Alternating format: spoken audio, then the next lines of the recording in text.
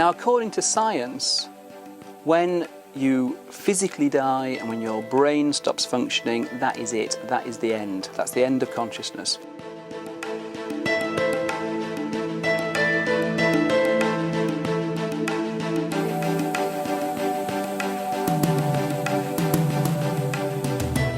One day in the summer of 2002, Martha Copeland of Lawrenceville, Georgia, played back a sound recording she'd made earlier that day and heard the voice of her daughter Kathy disciplining her dog.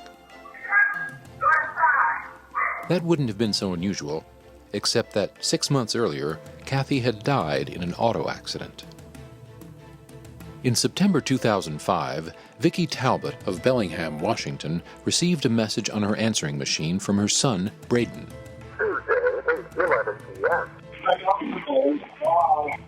Braden had been dead for over 4 years. In January 1994, Mark Macy of Boulder, Colorado, received a telephone call.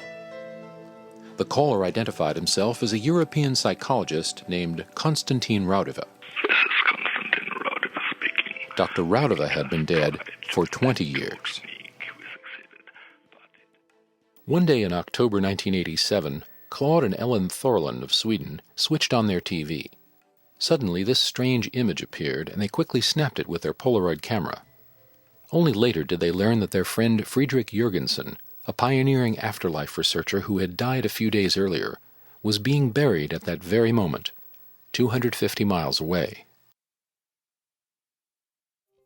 For more than a half-century, people throughout the world claim to have communicated with the dead using instruments of modern technology, such as tape recorders, radios, telephones, computers, and video systems. They call this phenomenon instrumental transcommunication, or ITC. I think the reason that they choose to communicate with us like this is because this is the electronics age. This is what we accept. The structure of the human voice. In recent years, ITC has increasingly captured the attention of serious researchers, including doctors, engineers, and physicists, as well as scientific investigators of the paranormal. It has given rise to books, scientific reports, and international conferences held on both sides of the Atlantic. What's really going on here?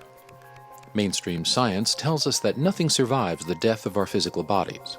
But that doesn't stop the flow of whispered voices, images, and verifiable information that seems to be flooding in from what some believe to be human minds inhabiting another dimension of existence. Is it possible that materialistic science has been misinterpreting the nature of human consciousness and therefore dismissing valid evidence for the conscious survival of physical death? Science is a method of inquiry, not an ideology. And at present there are many scientists who believe in materialism, but this is really a belief structure or a philosophy. And science as a method of inquiry doesn't have to be committed to a particular worldview. Science appears to preclude the possibility of an afterlife, but science evolves and there's no knowing what possibilities may be acceptable to a future science. After 26 years of doing research and investigation in this field, I've concluded that there's more than enough evidence that there is life after death, that we survive our body's deaths. The notion that hard evidence for an afterlife might be staring us in the face may be a stretch for most scientists. But that hasn't discouraged many respected researchers from studying such phenomena as near-death and out-of-body experiences, reincarnation, mediumship, and instrumental transcommunication. At the grassroots of this growing movement, practitioners around the globe claim to be conversing with the deceased through the most common and accessible form of ITC. It's known as the electronic voice phenomenon.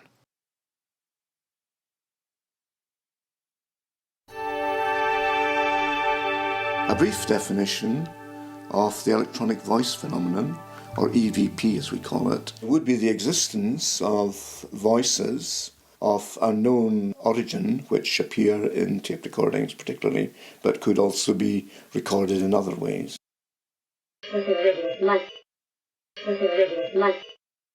When I first heard EVP, the EVP that I produced and I knew was real and not just something that people said, it changed my whole life in that I then really wanted to devote my work and what talents I have to researching this thing.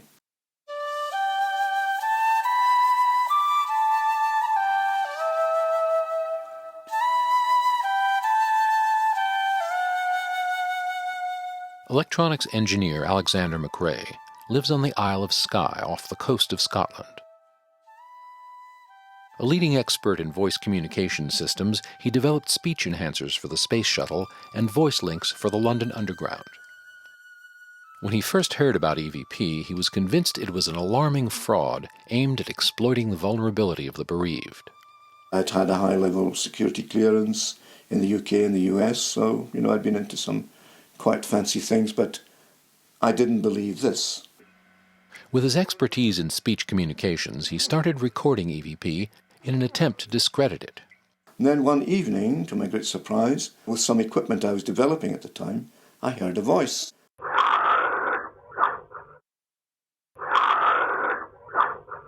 My reaction was not fear, but something close to it. I was really startled. McRae was even more amazed when he discovered additional voices on the same tape. The first one was actually my father's voice. And what he said, I recognized the voice, what he said was a typical phrase that he used. He used it so much, in fact, that it became his nickname.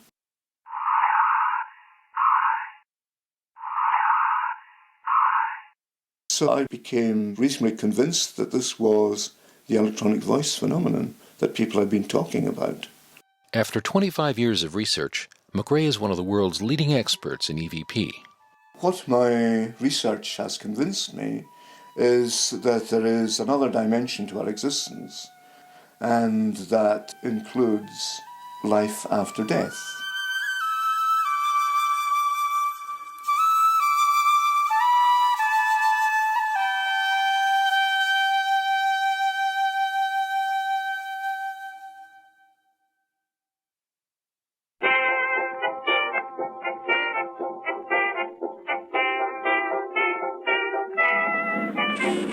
EVP was apparently first noticed in the early 20th century, when unexplained messages were said to have appeared in telegraph, telephone, and early sound recording systems. As communication technologies developed, the idea of using them to contact the souls of the departed fired the interest of a number of well-known scientists and inventors, including Alexander Graham Bell, Nikola Tesla, and even Thomas Edison, who proposed building a device to capture spirit voices. In 1939, Attila von Soleil, an American photographer, claimed some success at EVP using a phonograph record cutter, and in the 1940s with a primitive wire recorder, a precursor to the modern tape machine that recorded sounds on spools of thin magnetic wire.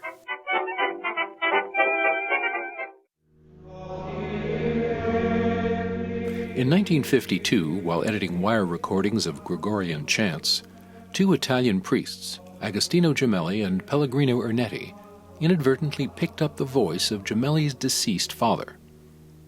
Because traditional religious strictures forbid communication with the dead, the two fathers feared that they had committed a mortal sin.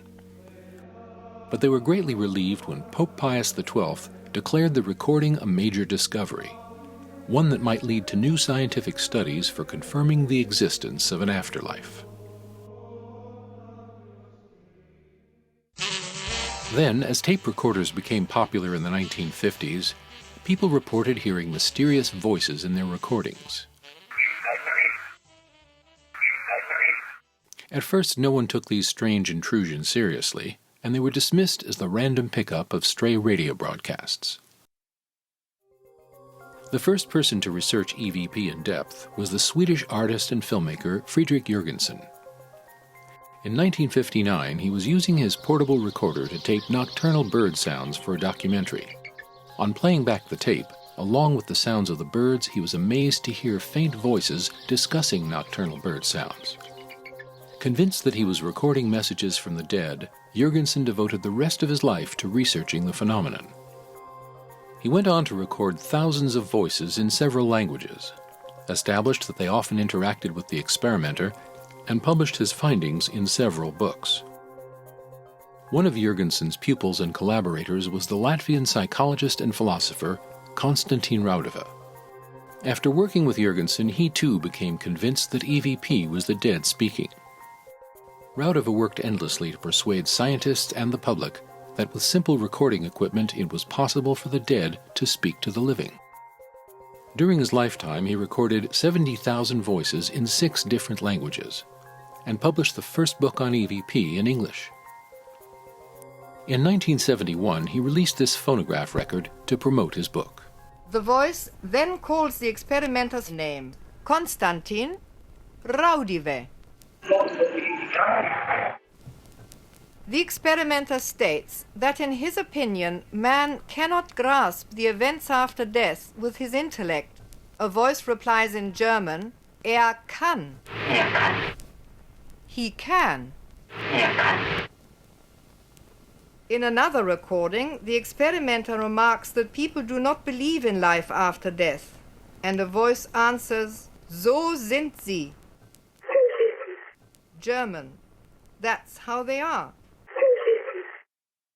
Raudove's voices triggered interest across the world, and especially in Europe. German physicist Ernst Senkowski was an early EVP experimenter. I began in 1976, and after the second or third test, I immediately got voices saying, we are the dead, we are alive, we are able to think and to speak. I am one of more than 1,000 German persons engaged in communication experiments with the so-called dead.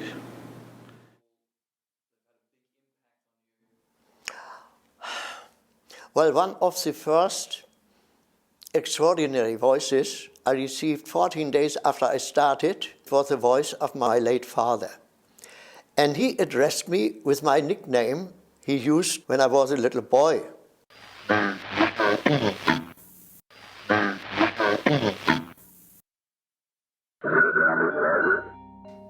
In the U.S., Sarah Estep was EVP's leading pioneer.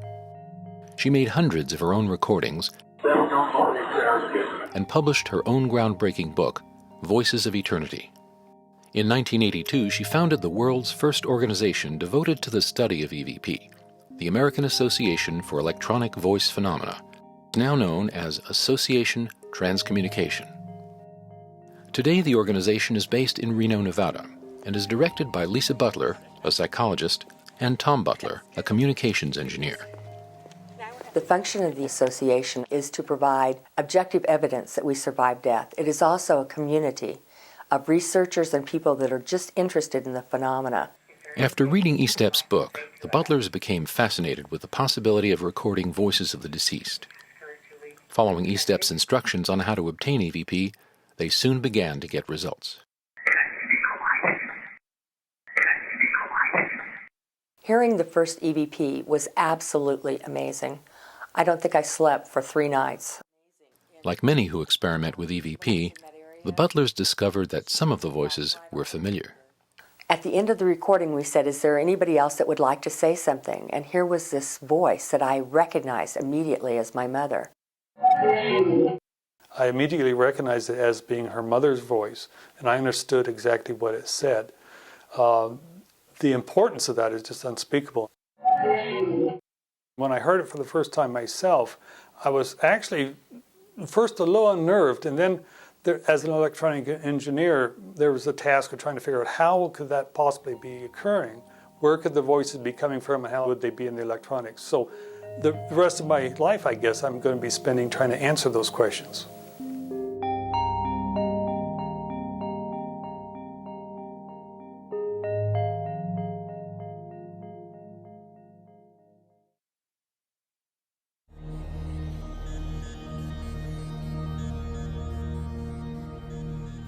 Probably the main benefit of EVP is solace to the bereaved. I think the highest thing that EVP can do for anyone is help through the grieving process. You don't have the person in the physical, but a relationship can continue. 20-year-old Kathy Amos of Lawrenceville, Georgia, often called Kat, was a bright, lively young woman. Though badly mauled by a dog as a young child, she recovered fully and never developed a fear of dogs. Indeed, animals were one of Kathy's passions. Following a serious car accident from which they miraculously escaped unharmed, Kathy and a cousin of hers made a pact that whoever died first would try to contact the other. Unbeknownst to her cousin, Kathy had been studying the electronic voice phenomenon. Tragically, within a month, another auto accident claimed Kathy's life. 5 months later, while surfing the internet, Kathy's cousin discovered EVP for herself and implored Kathy to speak through the computer. Suddenly, she heard a whispered voice.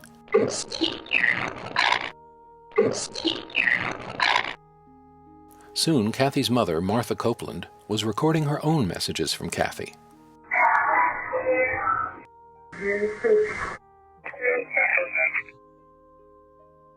Many of Kathy's messages seemed to reflect her love for animals.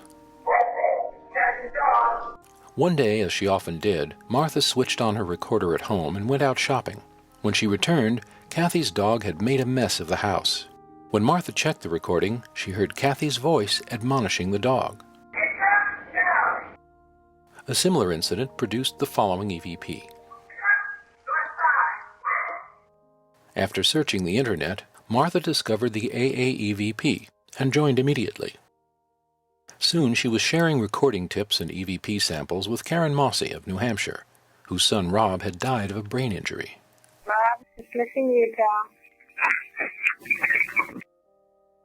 Before long, other names and voices began to show up in their recordings. Feeling spirit. The name Braden popped up repeatedly. I know, great.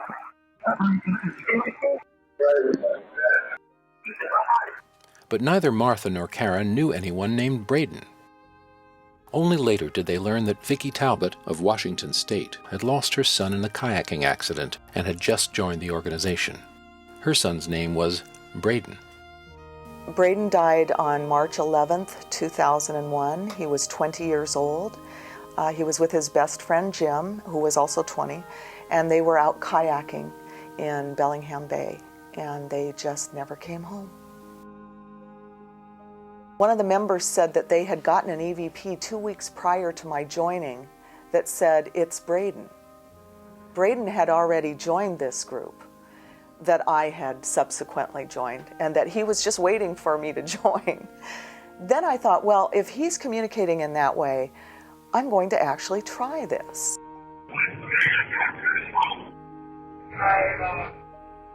When I started receiving messages from Braden, my whole grieving process took a turn. Certainly I continued to grieve, but there was this sense of excitement. To actually hear from him just thrilled me beyond belief, and I knew then that there was the possibility that I would continue to hear from him.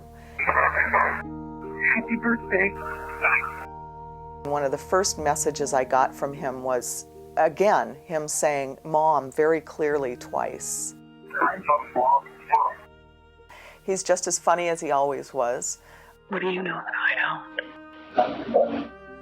One night when I was feeling very sorry for myself, I recorded a message from Braden saying, "Sorry, Mom, but I lost everybody. Sorry for being crabby."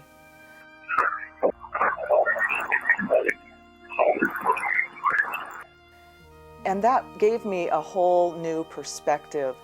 You know, they miss their family and their friends, and they love them. Love you. Happy New Year. Braden continues to come through on the answering machine occasionally. And last October, one of his friends called. Her name is Rachel. And right before she begins to speak, he calls her Sweet Pea, which was a term of endearment that we used for each other and for his friends. Hey, Vicki, this is Rachel. And then after she hangs up, Jim says she has hung up.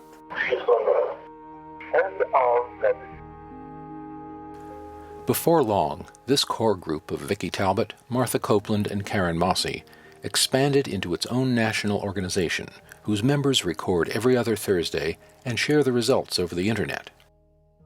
They claim that their children on the other side have formed a group they call the Big Circle, which their parents on this side have adopted as the name for their own organization. Members say they often receive messages from the children of other members, suggesting that they had found one another and are teaching each other how to contact their loved ones among the living.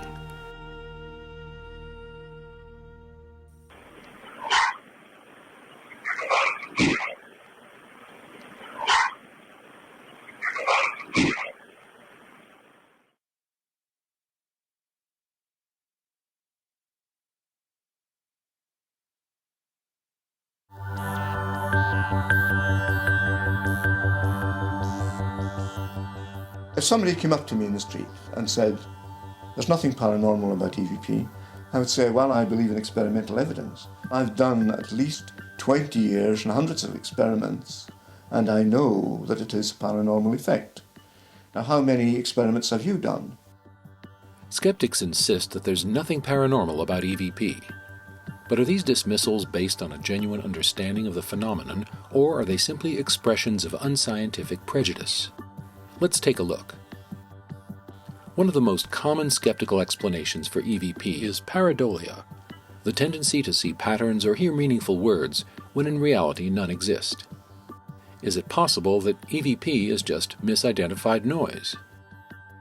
That may be true of some EVPs known as Class C, which are often quite indistinct. But according to Alexander McRae, even Class C EVPs can be successfully verified by the use of voice prints. You create a voice print of the EVP utterance, and then you say the same thing as you think is being said in the EVP utterance. So you now have two voice prints, and you just visually compare one with the other, and if they match, you're correct. Another way to understand Class C recordings is to work with panels of experienced listeners.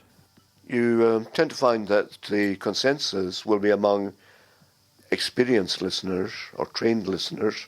Let's say they were ship's radio operators, people like that, who were used to listening to difficult sentences. Yet another way to make Class C samples more intelligible is digital filtering.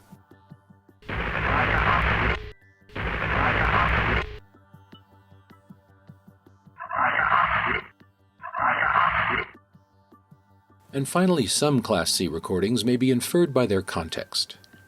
The previous EVP, for example, was received when Dr. Konstantin Raudova attempted to contact the deceased Russian poet Vladimir Mayakovsky.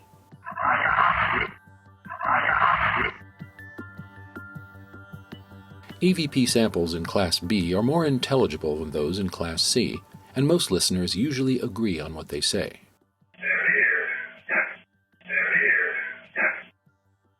And Class A samples are crystal clear. Once earthly journey, once earthly journey. So while some EVPs might be the product of projection or wishful thinking, pareidolia fails as a blanket explanation for EVP. Another skeptical claim is that EVP practitioners are simply unaware of other people's voices in their environment, which on playback they mistake for EVP. However, EVP is usually recorded in very private circumstances. It has also been received on recorders from which the built-in microphones have been removed, as well as personal computers and other equipment, such as Alexander McRae's device, that have no microphones, and therefore cannot pick up any natural voices. Background voices can also be positively identified by the use of a second recorder. Curiously, the same EVP will not show up on more than one recorder at a time, so any sounds picked up by both recorders can be ruled out as EVP. By far the most common skeptical claim is that EVP voices are nothing but the random pickup of stray broadcast signals. But EVP researchers point out that recorders can pick up radio signals only under very rare and limited conditions. They also cite many other reasons why the radio pickup theory falls short. The fact that most EVP occurs in short durations is also evidence against the theory that it is radio pickup.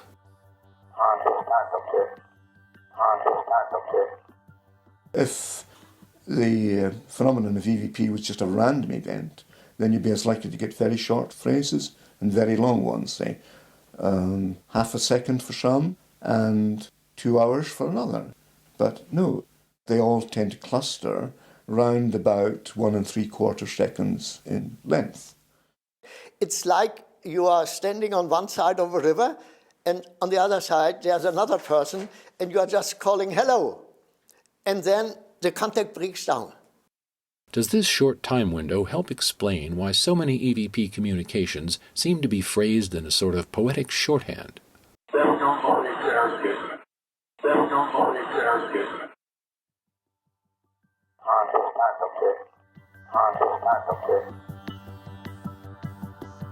One of the most obvious and consistent characteristics of EVP phrases is that they are whole statements. They begin with the first word of the sentence and end with the last word of the sentence.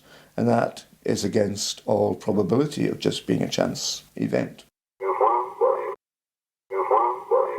And that does indicate that somebody is trying to communicate.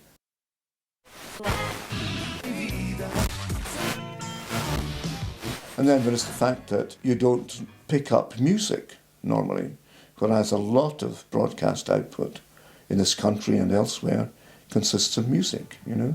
So it was just straight pick up, where's all the music?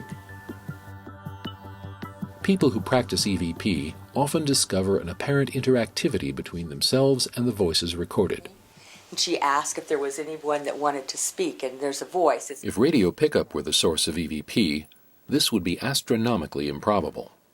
It'll answer questions that you ask, it'll respond, make comments about things that you're doing. We were in a location that was supposed to be haunted, and it was very dark. I had turned on a pin light to see if the recorder was working.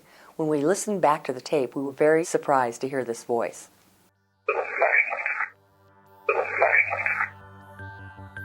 Another aspect of EVP interactivity is the frequent appearance of pet names, nicknames, and other private information known only to the deceased and to relatives or close friends. One example occurred with a Scottish physicist called Archie MacDonald, whose wife had recently died. Her name was Margaret. Now, we made a recording, and he said he heard a message from his voice, and I analysed it at home. And I said, sorry, Archie, it's from somebody called Molly. He says, yes, but that was the pet name that I had for Margaret, his wife. And that to me was really good evidence. I didn't know that. If I recognise the voice, the manner of speaking, the context that the speaker is speaking in, the remarks that are made which are pertinent to my life or perhaps what I've been doing or sometimes even what I'm thinking, to me that's evidence enough. Further evidence against the radio pickup theory comes from the fact that EVP almost always presents itself in the language or languages understood by the experimenter, regardless of the location.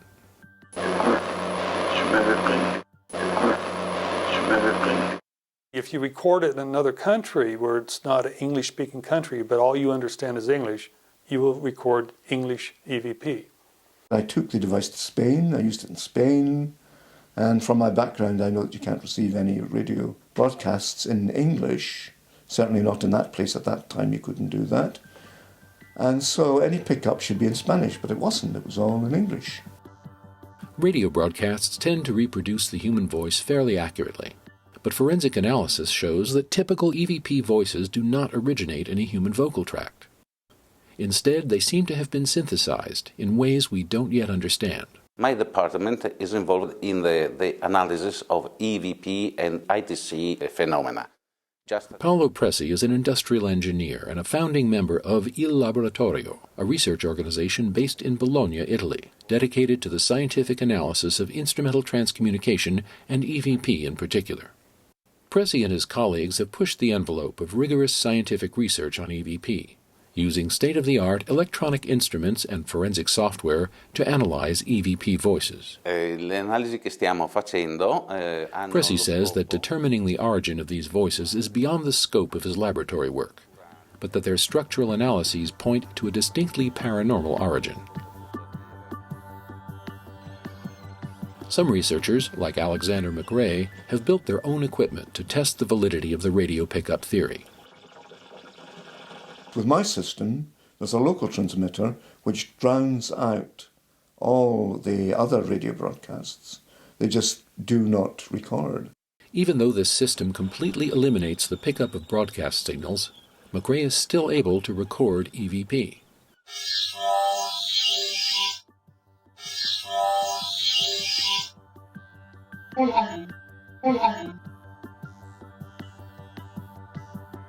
Determined to test the radio pickup theory once and for all, McRae traveled to the United States. I took the device to a laboratory in California, and this laboratory was shielded against radio waves and also against sound waves. So inside the laboratory you couldn't pick up anything. Which means that it's a very high input impedance. But yet the device still produced voices.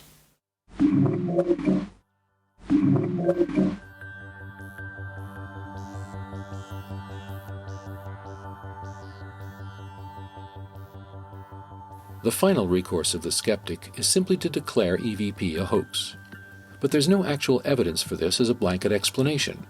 On the contrary, there seems to be an abundance of scientific evidence in its favor, and hoaxing seems to be an extremely unlikely motive when so many individuals have been obtaining results for so long and virtually all have shunned publicity. There are also huge odds against grassroots EVP practitioners having the expertise to electronically synthesize the voices that appear in their recordings.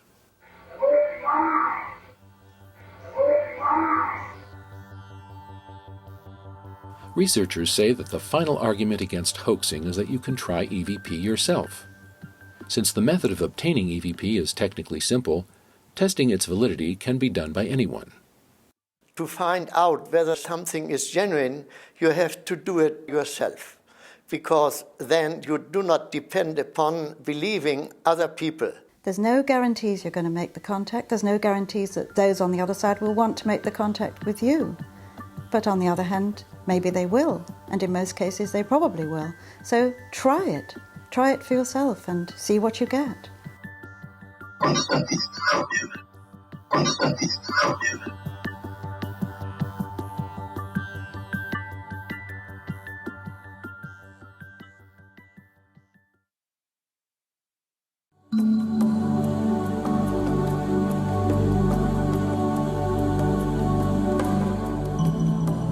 Researchers and practitioners stress that EVP is not difficult to achieve, and that you can begin with an ordinary cassette recorder and some brand new tapes that have never been recorded.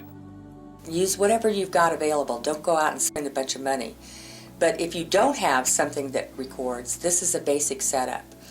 This is an analog recorder. It's very inexpensive. It has analog buttons that makes it easy when you find an EVP to go back and listen to it again. It has a counter on it. The counter allows you to note where the EVP is.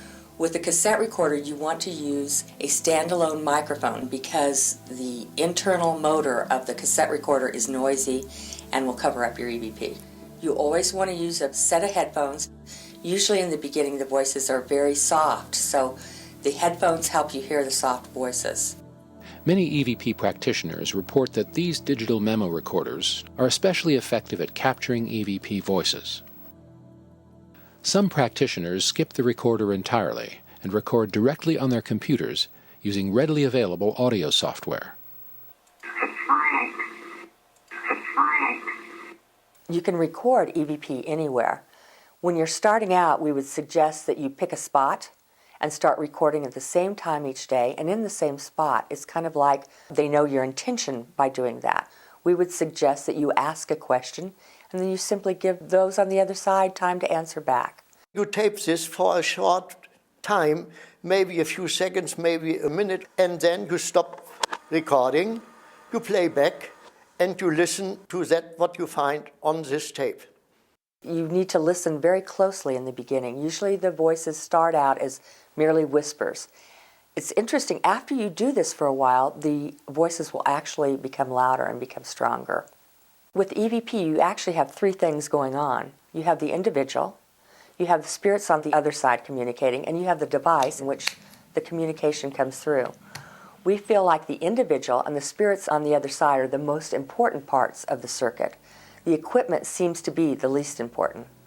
Some practitioners prefer dim light to calm their minds and minimize distractions from the environment. Others find meditation to be helpful in clearing their minds and focusing on making the contact. Researchers say that some EVP voices seem to be formed out of available background noise, so the chances of getting clear EVP in quiet environments can sometimes be enhanced by adding a small amount of broad-spectrum background noise, for example, from a white noise generator or a small electric fan.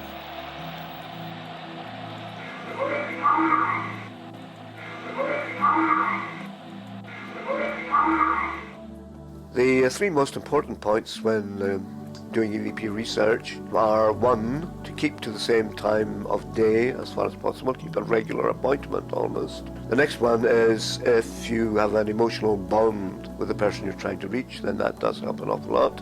And the third one is to communicate yourself. Don't just sit silently, ask questions. If you do that, you can double the number of responses that you get.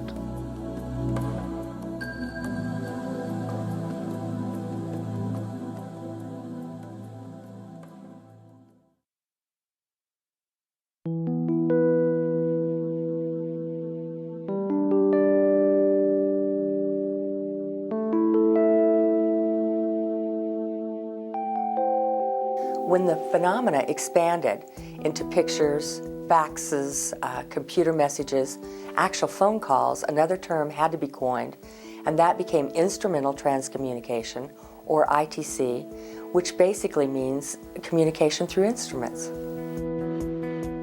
Technical writer Mark Macy of Boulder, Colorado, has been one of America's foremost investigators and advocates of instrumental transcommunication. He has written and published several books on the subject, and his website, worlditc.org, is a rich source of ITC history, lore, and information. He has performed his own EVP and ITC experiments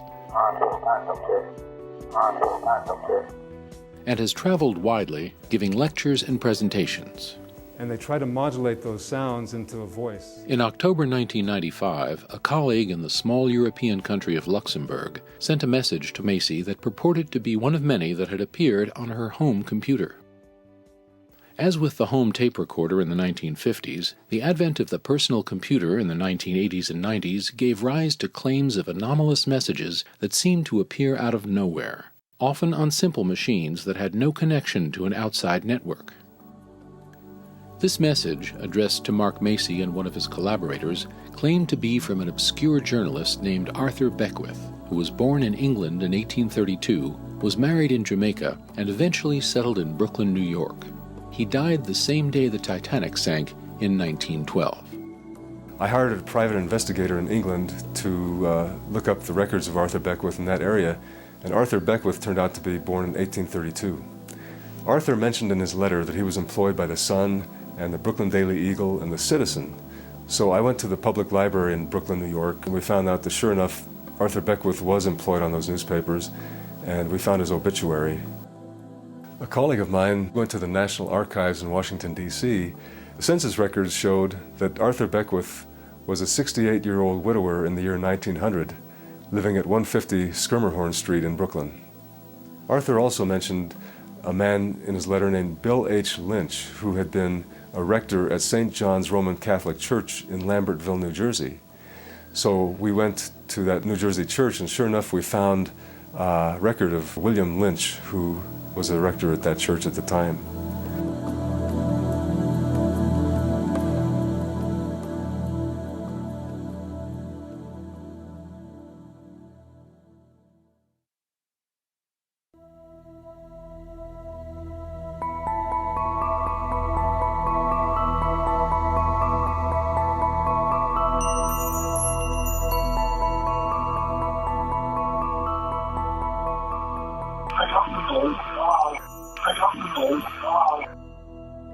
Do people actually receive phone calls from the other side?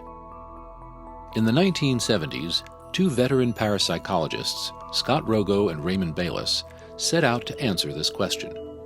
After investigating numerous cases across the U.S., they concluded that phantom phone calls were not only real, but also surprisingly common, estimating that hundreds were received every year in the U.S. alone.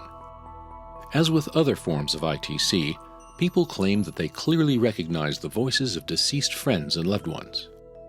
Physicist Ernst Senkowski is among several researchers who claim to have received phone calls from the dead. In 1976, while working at his home in Germany, he claims to have received a call from video ITC experimenter Klaus Schreiber, who had been dead for several years. He came through with his voice on my telephone, and it was the absolutely clear voice of Klaus Schreiber. And I was, for a moment, astonished. And then I said, Klaus, do you allow that I record it? And he said, yes. And then he said, please give my greetings to Rainer Holbe, with whom he co-worked already during Lifetime. Und sag auch dem Rainer Holbe Bescheid, dass die Verbindung geklappt hat. Es ist fantastisch, lieber Klaus. And to the people in Luxembourg, they will be very glad. Die Leute aus Luxemburg werden sich freuen.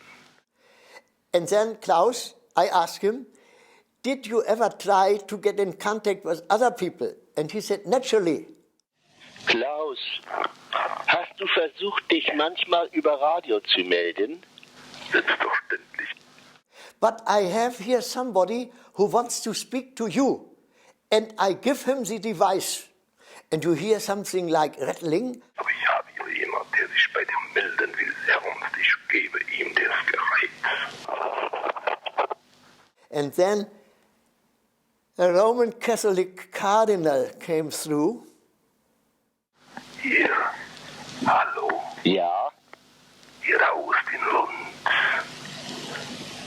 Augustin Lund? Vielen Dank für Ihre Bemühungen. And I was dialoguing with him, and he quoted a sentence which my late father used when he had some struggling about the National Socialists. He was not a man of any party, but he did not like them. And he used a special sentence from his home country, Eastern Prussia. And this was quoted by this cardinal. And he said, I know your father. He told me, and then came this sentence. It's a very nasty sentence. Literally translated, it means, I cleaned his stomach. What does it mean? It means, I told him the truth. Ihr Vater, ich kenne ihn. Sagte mir, man hat den Menschen den Magen rein gemacht. Ja, das hat gesagt. But I never used it. My wife did not know it. My children did not know it. My father died in 1959. And there is no one who is able to use this sentence and send it to me via telephone. My wife was listening downstairs. So it's not my hallucination or my illusion. It has been taped by the answering machine and witnessed by my wife. So there is no way out, believe me. This is reality. And if somebody, maybe the greatest scientist, refuses to take it, it is his problem, not my problem. Sorry. There's actually a tradition of ITC researchers passing on, going to the other side, and then contacting researchers on this side. According to many ITC researchers, the undisputed champion among afterlife communicators is the Latvian-born experimenter Konstantin Raudive, a psychologist, philosopher, professor, and author who spoke a half-dozen languages and died in 1974. There are literally scores, possibly hundreds of people who received his voice through electronic voice phenomenon. And he's spoken dozens of times through radio and telephone. This is Konstantin Raudive speaking. I'm as fine as a dead one can be. Crazy, my dear friend, whispering greetings to colleague Meek and Ippus. Morning, this is George Meek. This is Konstantin Raudive. George, my friend, at last we succeeded in contacting you. This is the first which we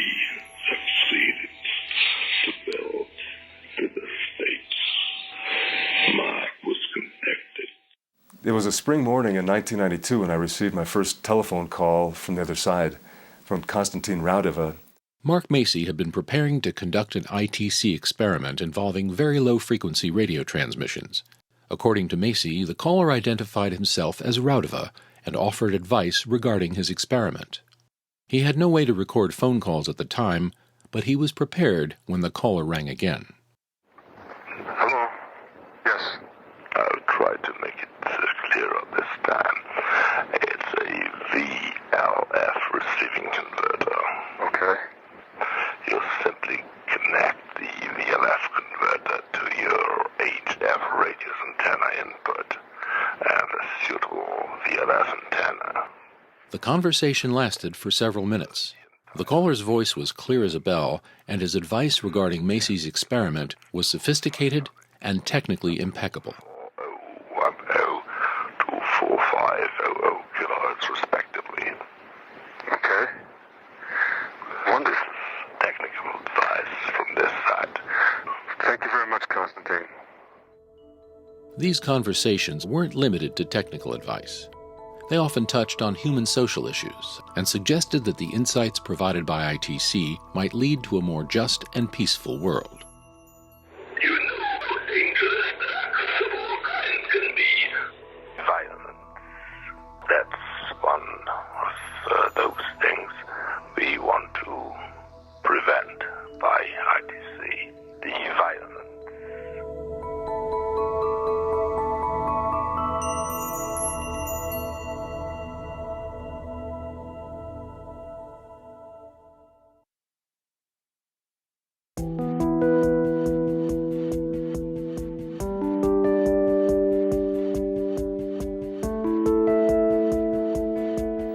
For the past half-century, instrumental transcommunication has generated keen interest among practitioners and researchers worldwide.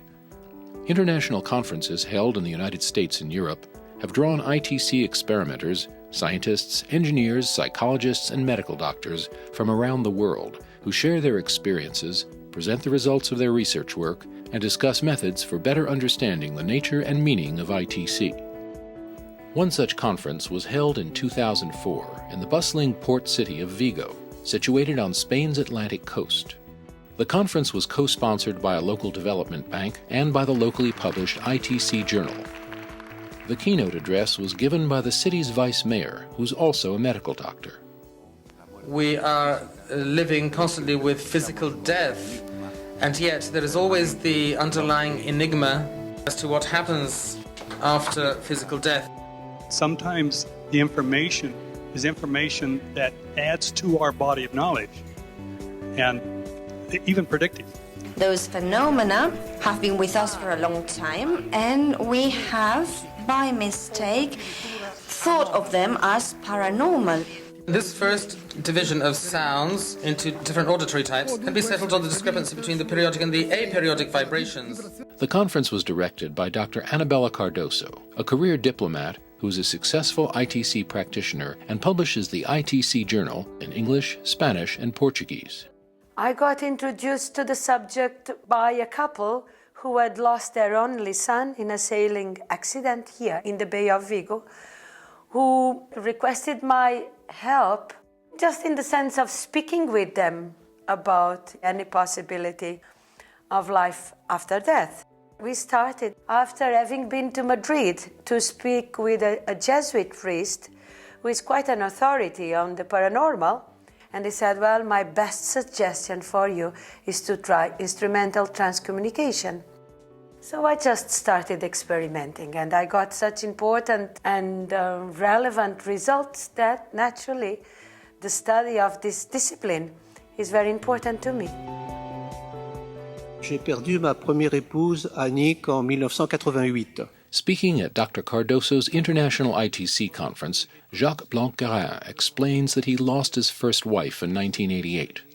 In 1992, after discovering EVP, he and his present wife, Monique, founded an organization known as Infinitude, Infinity, which links over 1,000 EVP practitioners throughout Europe.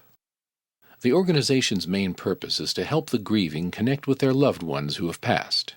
They also publicize EVP, train people in its use, and provide networking opportunities for practitioners in France, throughout Europe, and beyond.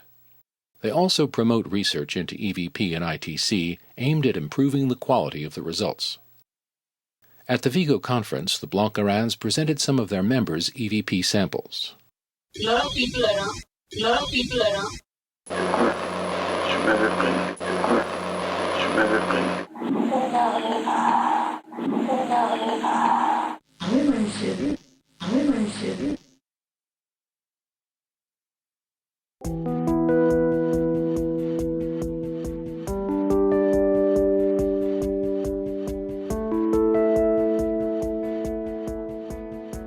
For several years, Dr. Annabella Cardoso conducted successful EVP sessions at her home in Spain. Her library includes hundreds of tapes that document the results of her experiments. In 1998, during an EVP session, Dr. Cardoso was using one of her older radios to provide white noise for an EVP experiment. Suddenly, out of the radio came a direct response to one of her remarks, spoken in her native Portuguese. Está aqui o Picas o gatinho. Está aqui o Picas o gatinho.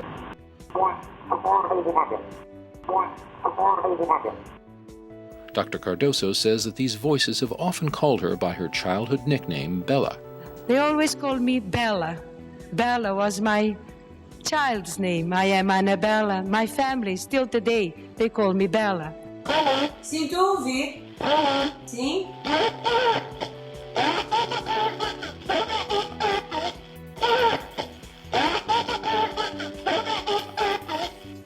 Since DRV voices come out of radio receivers, couldn't stray radio broadcasts be the source of these apparent communications? I would say to the skeptic that stray radio emissions do not reply to you when you ask who is speaking. Stray radio emission will not tell you it's your brother Luis. I mean, that's nonsense.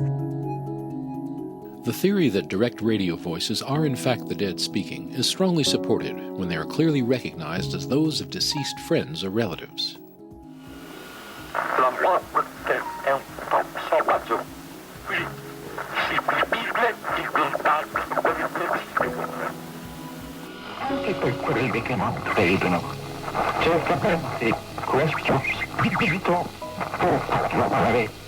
Marcella Bacci of Grosseto, Italy, is the world's most successful practitioner of DRV.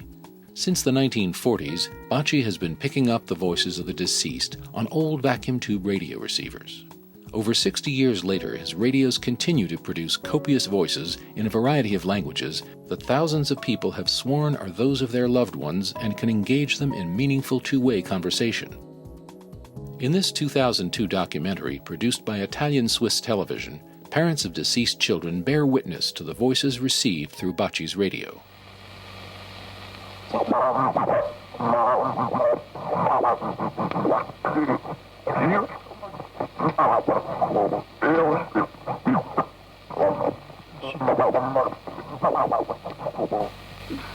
Ciao, Marco, ciao, ti abbraccio.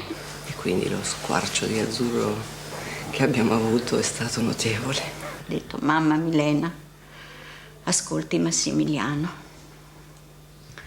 E quindi se io avessi avuto dei dubbi, quella sera proprio me li sarei levati tutti perché nessuno mi conosceva.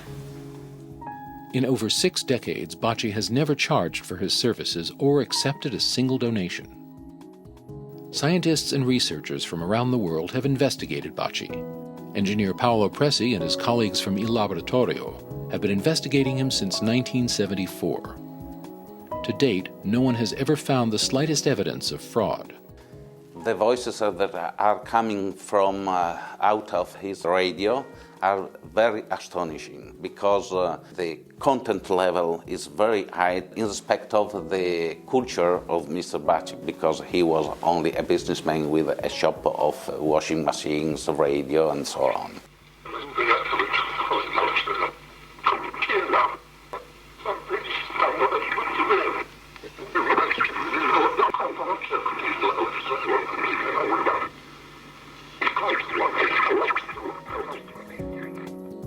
Despite nearly 4 decades of accumulated evidence, some skeptics still insist that the voices could be faked by transmitting them from a remote location.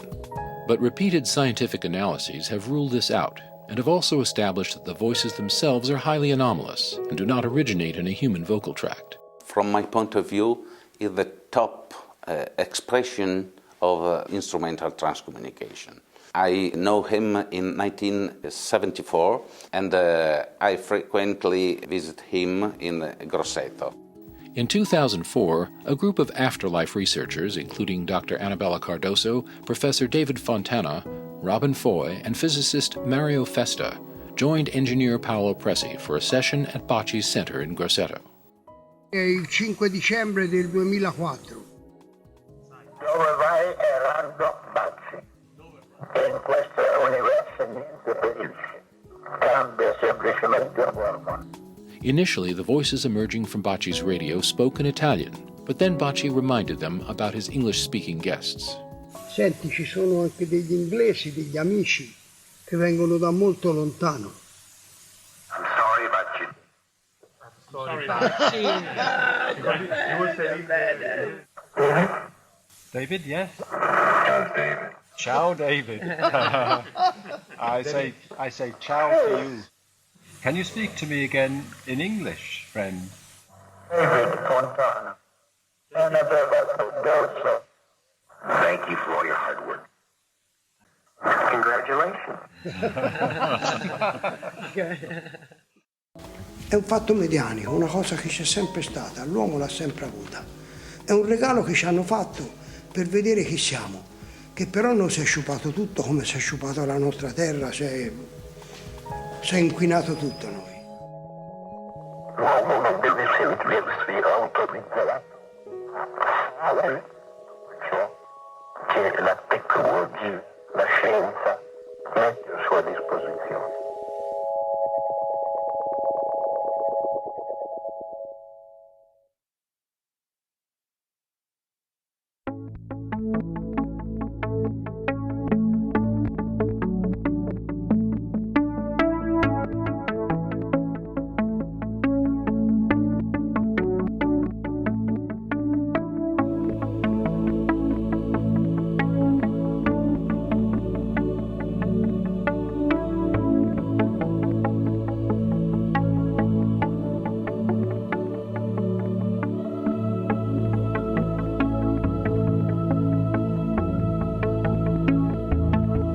By the late 1800s, practical photography had become a reality and was soon to be accepted as an art. In this somber photograph made in 1858 by Henry Peach Robinson, a young woman is seen on her deathbed. But its artistic value lay mainly in its being the world's first photomontage, in which 5 negatives were combined seamlessly to form a single image. But art soon gave way to opportunism, and opened a Pandora's box brimming with alleged spirit photos that were arguably or patently fraudulent. Techniques included multiple exposures, multiple negatives, and even primitive hand drawings and paintings. The alleged spirit faces and figures were depicted with a naive literalism, displaying none of the softness or subtle distortions seen consistently in the most convincing examples of visual ITC. Often the original photo had been pre-composed to allow for the insertion of these alleged spirits. Though some early spirit photos might have been legitimately paranormal, by the close of the 19th century, photography and fraud had truly become a marriage made in heaven. Fast forward now to the mid-20th century, when electronic photography, in the form of television, became widely available. EVP pioneer Friedrich Jürgensen was among the first to recognize its potential as a means of communicating with the departed, and often predicted that images from the other side would soon appear on television screens. Jürgensen spent his later years in the southern Swedish town of Hur, and died in October 1987. At the exact moment of his burial, his friends Claude and Ellen Thorlin, who lived about 250 miles to the north near Stockholm, experienced a strange phenomenon. According to Mrs. Thorlin, she heard an inner voice prompting her to switch on her TV and tune it to an unused channel. As she did so, the screen went dark. Then a spot of light appeared which grew into this image. As if to fulfill his own prediction, Jurgensen had apparently projected a fair likeness of himself onto the Thorland's television screen, which they captured in this Polaroid photograph.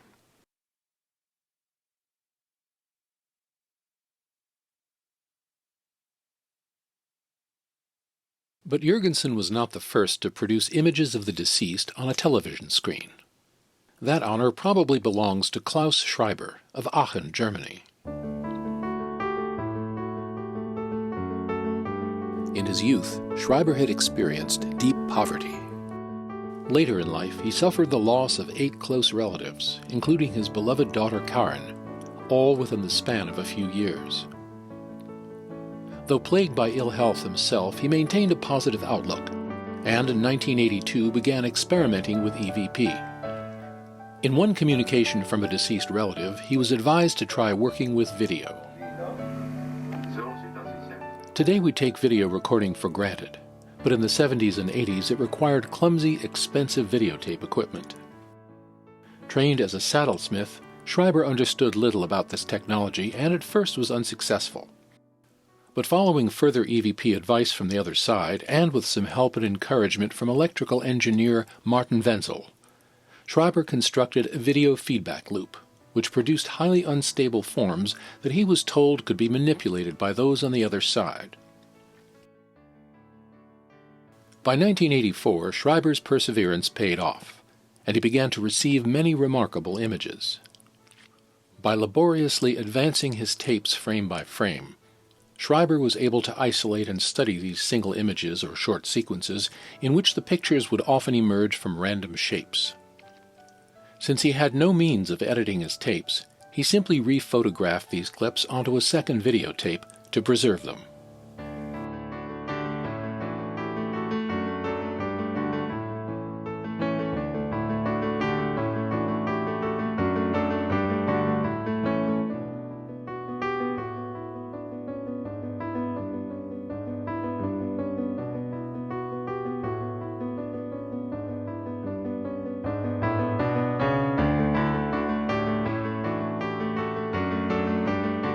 Some of Schreiber's video images were of unknown individuals or groups, but others were recognized as prominent figures, such as King Ludwig of Bavaria, Albert Einstein, Cistercian abbot Alois Wiesinger, German actresses Hildegard Schaefer and Romy Schneider, whose image we can see developing in this sequence of video frames.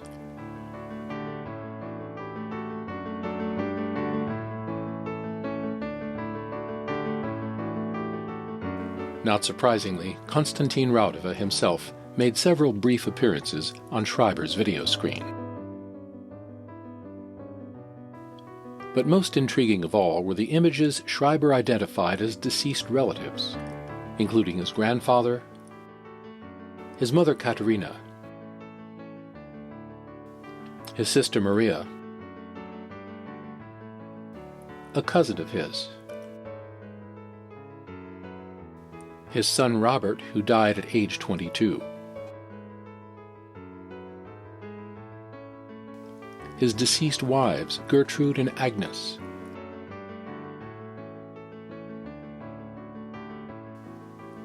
and his daughter Karen, who had died at the age of 16 after a difficult illness.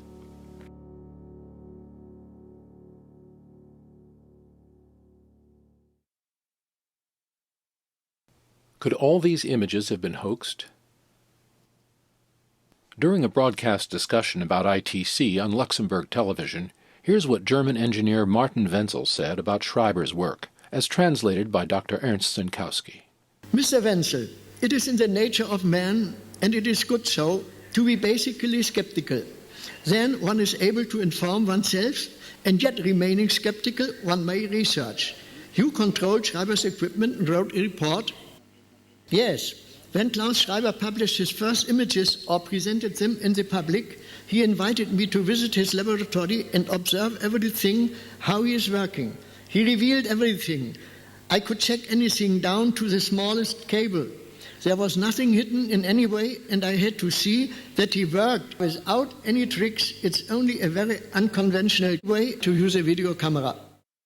In January 1988, following a second heart attack, Schreiber passed away, and within a few months apparently began communicating with his colleagues on Earth.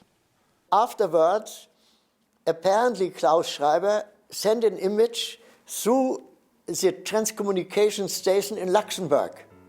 And this image appeared in a computer system. So it was digitized, and it is clearly to be seen that it is Klaus Schreiber.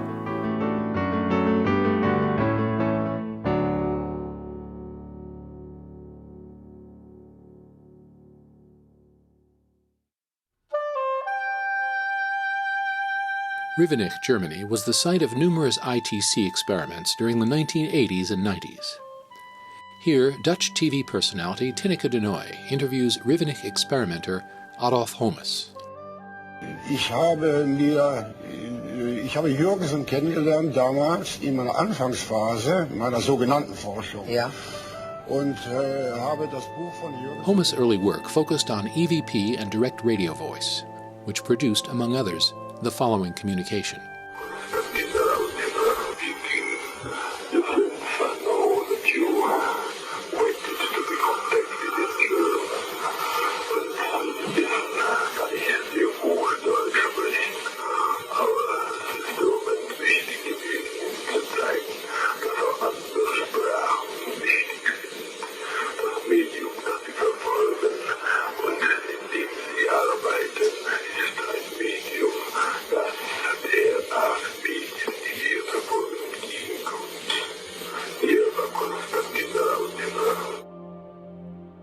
Then, working with colleague Friedrich Malkoff, Hommes began experimenting with an old television set that had no connection to an antenna. Eventually, the experimenters received several striking pictures, including this one, of Anne de Guigné, a young French girl who died in 1922 and is now venerated by the Catholic Church. And this one, of Elisa Carolina Hommes, Adolf's mother, who had died shortly after his birth in 1935. According to Hommes and Malkoff, in numerous EVP contacts, Elisa had been serving as a communicator for an ITC contact group that was working from the other side to contact practitioners on this side.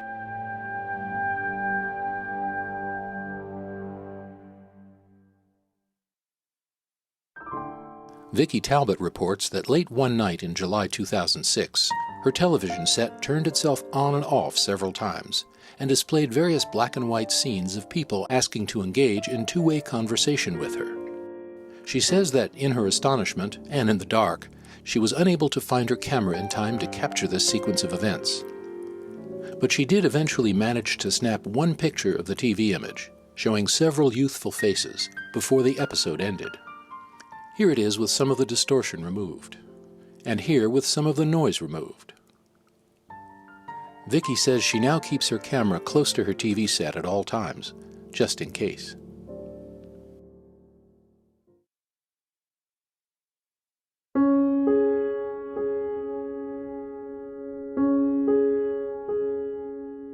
No account of visual ITC would be complete without mentioning Robert Vandenbroek, who lives near the tiny village of Hoven in the Netherlands, where he grew up.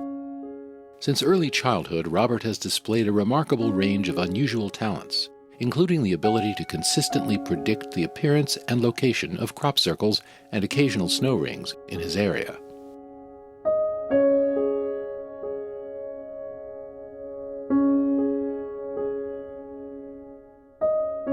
American crop circle researcher Nancy Talbot has been meticulously documenting his abilities since 1997. In addition to his other talents, Robert has consistently obtained a stunning variety of anomalous images on both film and digital cameras. These have included likenesses of deceased individuals, such as astronaut Neil Armstrong, crop circle researcher Paul Weige, John Lennon, activist filmmaker Aaron Russo, medium Edgar Casey, and even the noted skeptic Paul Kurtz. These images have appeared on dozens of visitors, researchers, and journalists' own cameras that Robert has never previously seen or touched. In an especially remarkable sequence of images, Nancy Talbot's late brother was depicted in 60 different variations on 2 separate afternoons in daylight, with Robert using Nancy's own camera under her close scrutiny. When we visited Robert in February of 2014, we brought 2 video cameras to test and document his talents. A small one was set up on a tripod to cover the scene, with the main one supported on a body brace. To preclude any tampering or substitution, we brought our own still camera, which had no built-in memory, and we used a distinctive type of memory card that had not been manufactured for at least 5 years. We numbered each card in advance and erased it in full view of the video cameras prior to every test.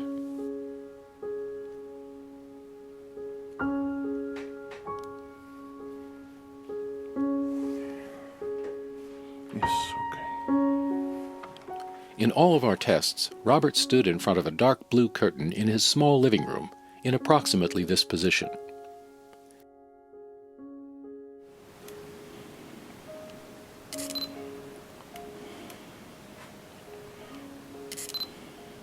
At the end of each test, he handed the camera back to us, and we placed it on this coffee table to unload the memory card into a password-protected laptop computer. The camera, the computer, and all the memory cards remained visible to us at all times. Here are some of the images that appeared under these conditions. In one image, the outline of a face appeared, in what looked like a flash of light.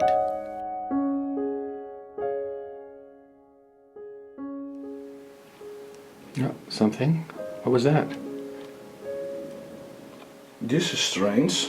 I don't know. I don't know what it is. In this one, a curious energetic swirl resolves into an apparent human hand.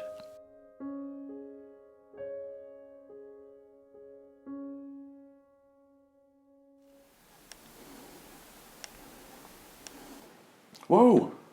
Oh my God! Oh my goodness! This is very clear. It looks like Friedrich Jürgensen.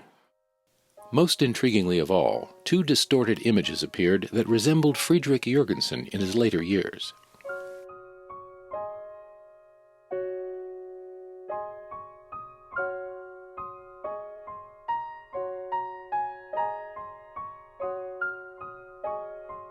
Robert states that he is not the source of any of these anomalous events.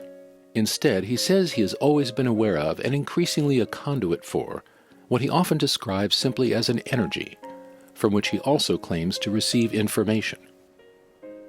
In the incident seen here, Robert suddenly looks up, as if his attention were being drawn to an unseen presence.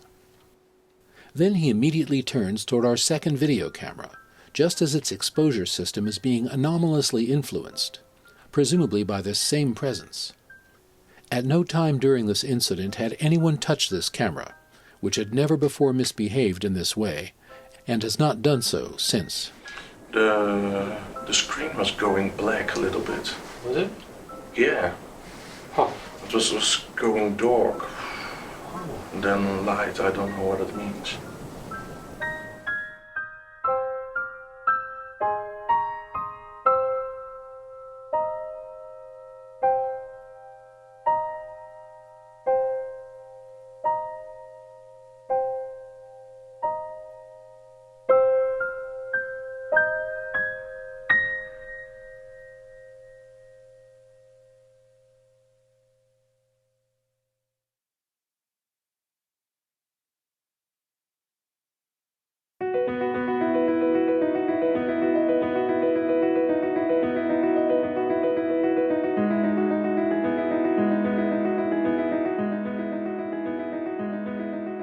Most EVP contacts through sound recording devices are brief and are more like simple calling cards than detailed messages. As we've heard, their clarity and their fidelity to a deceased person's actual voice and mannerisms may vary, but many do seem to be a convincing match to a person's natural voice and tend to be reasonably consistent over time.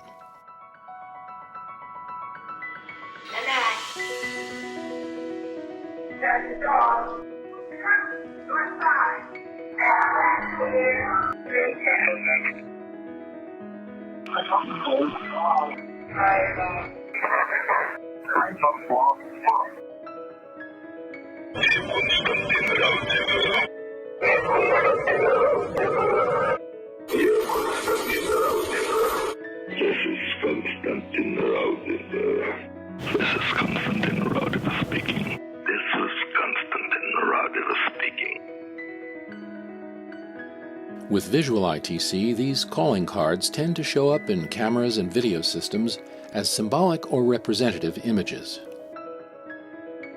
Some of these are believed to be direct mental projections from the other side.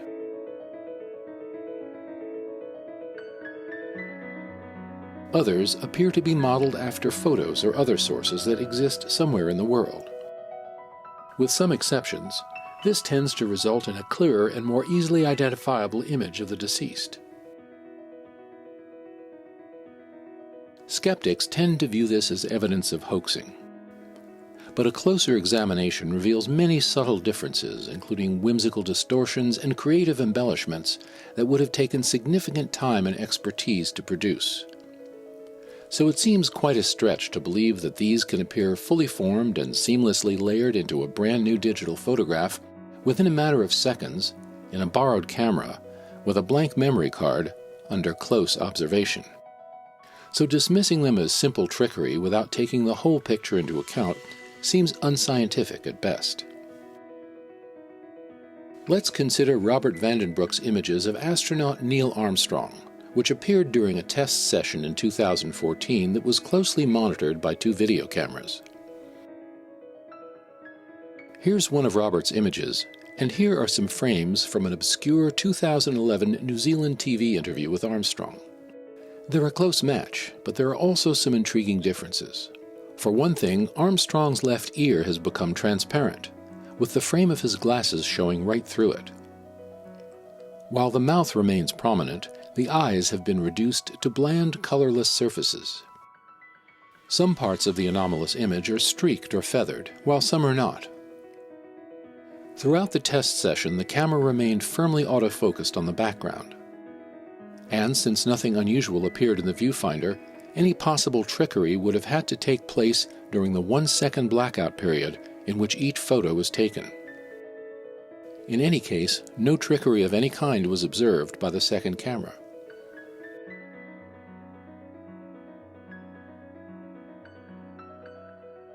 Some of Robert's images of Aaron Russo also appear to be modeled after an existing photo, but are even more dramatically sculpted in ways that would have taken some time and skill to accomplish.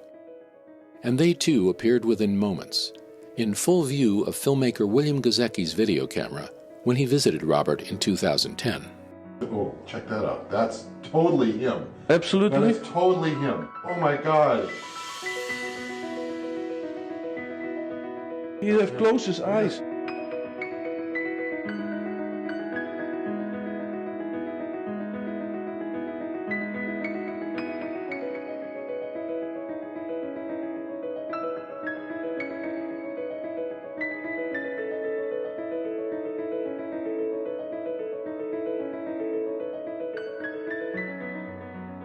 And in the series of photos that's apparently based on this picture of Nancy Talbot's late brother, every image is artfully and often whimsically varied, though they all bear a consistent signature in the form of this mask-like shape and radically stylized ear. Could these effects be produced using photomanipulation software such as Photoshop? And if so, could they be produced under the same conditions in which they actually appeared in Robert's photos? We don't know because, to date, no one has succeeded in replicating them, under any conditions.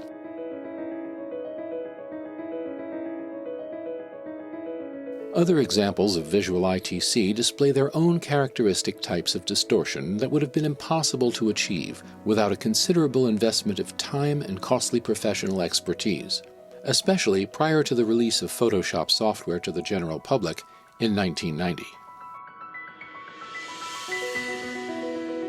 Here again is the image of Friedrich Jürgensen that was said to have appeared on his friend's television screen at the exact moment of his burial. In addition to the rudimentary formation of the eyes and a low camera angle never before seen in photos of Jürgensen, it displays a key anatomical distortion, a grossly enlarged ear. These oddities would seem to be pointless to include in a hoaxed image, and would have required the services of a talented graphic artist back in 1987, 3 years before the introduction of Photoshop.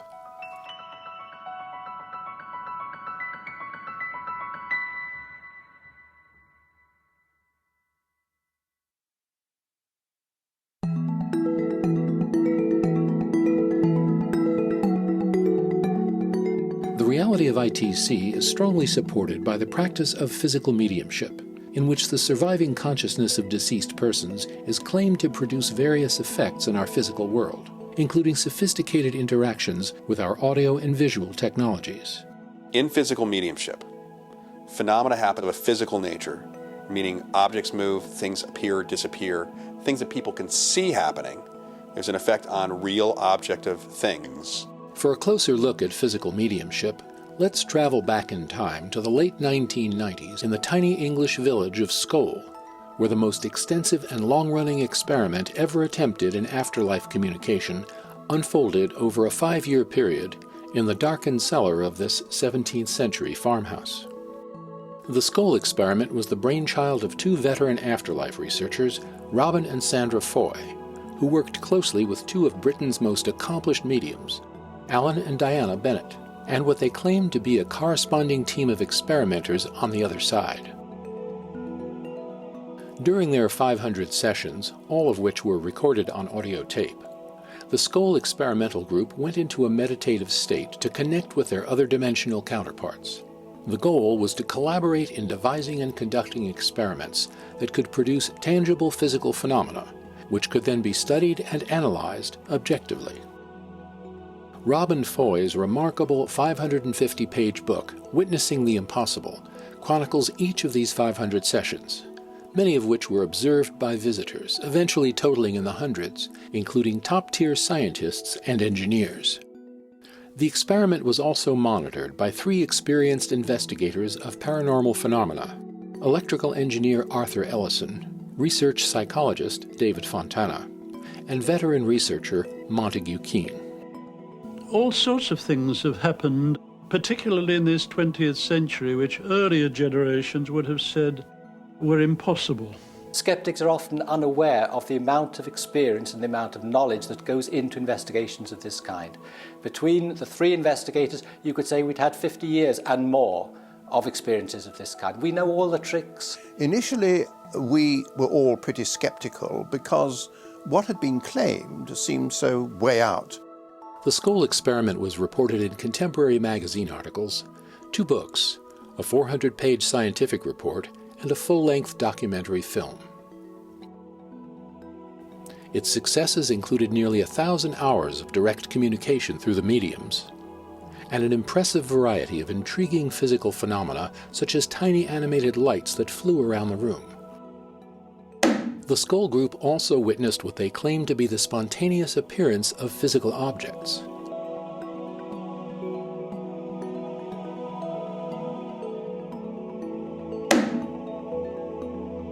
Perhaps the most astonishing of these objects were these newspapers, which arrived in mint condition, despite having been published in the 1940s. We took it to the leading research station in the world on paper and printing, and it was absolutely clear from their report that this was a genuine article which appeared 50 years after the event, and no one has been able to explain how it got there. In other sessions, a video camera loaded with brand new blank tapes and switched on in a darkened room produced an amazing series of colorful abstract frames.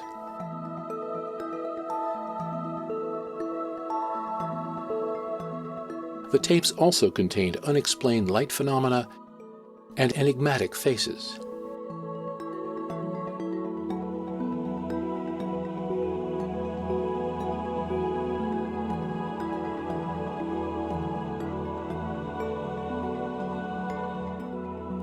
A conventional 35mm film camera placed on the table in their darkened room initially produced a series of black and white images that the SCOLE group were told were faithful duplicates of existing photographs from around the world.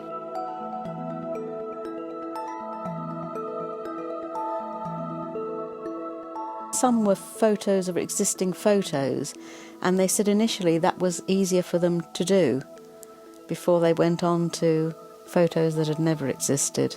Continuing photographic experiments using isolated rolls of film and no camera were carefully controlled by the independent investigators. We would buy the film ourselves. We would load it into a box. The box was held in the hands of the investigators so that no one could get at it. And then immediately afterwards, we would take it out of the box ourselves so that no one else touched it, and then develop it ourselves in a special machine. To everyone's surprise, these films revealed a stunning variety of content. This included whimsical drawings and symbols, diagrams, writings and poetry in multiple languages, as well as portraits and signatures of known individuals.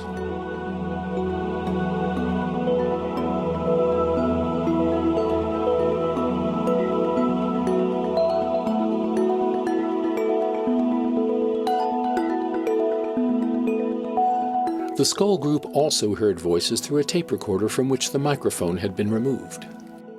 SCOLE experimental group. Yes. Yes, SCOLE experimental group. Experimenting with audio and video. Yes. Historic moment it is. First method described as an unreal consciousness or another dimension. They also recorded voices that apparently came directly out of the air, most often that of a British engineer, Reg Lawrence, who claimed to have died in 1942 and possessed a special talent for this type of communication. Here's another actual recording made at SCOLE, in which Lawrence responds to a question from visiting engineer Walter Schnittger. Do you see any possibility to describe how you can get the air to vibrate that we can hear it with our ears? We do not speak. We think in a language we are familiar with. Yeah. And by some miracle, I have to say, these melodies are transported into the room. Not by me, but by those whose job it is to do that. These discarnate communicators often demonstrated that while their physical bodies may have turned to dust, their sense of humor had not. You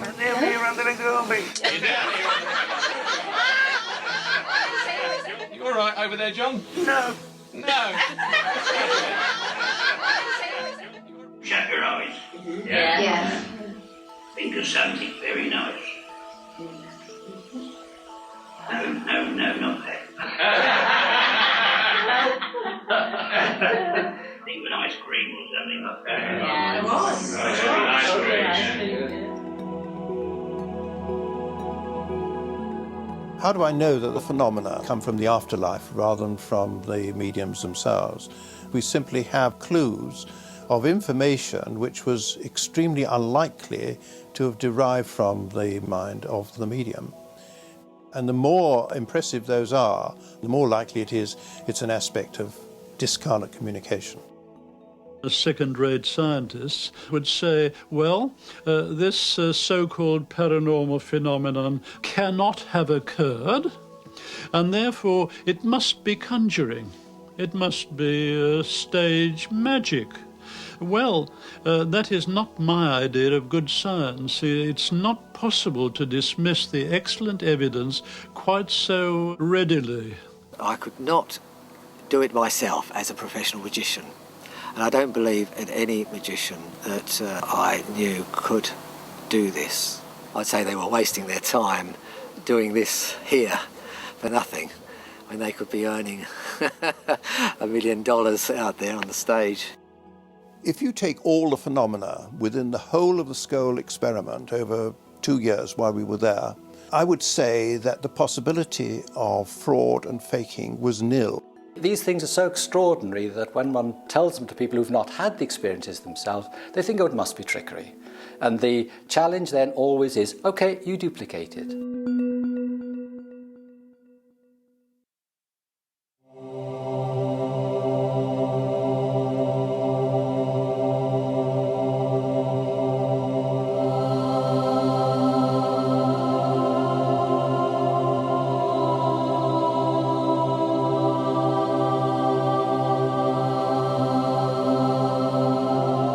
ITC is only one among many branches of afterlife research that are slowly but surely making their way into the mainstream of science, academia, and general public awareness. These disciplines challenge our materialistic preconceptions about the nature of consciousness, and their findings seem to point unanimously toward a more complete, meaningful, and multidimensional view of our existence, one that extends beyond our normal experience of time, space, and matter. Survival. Survival.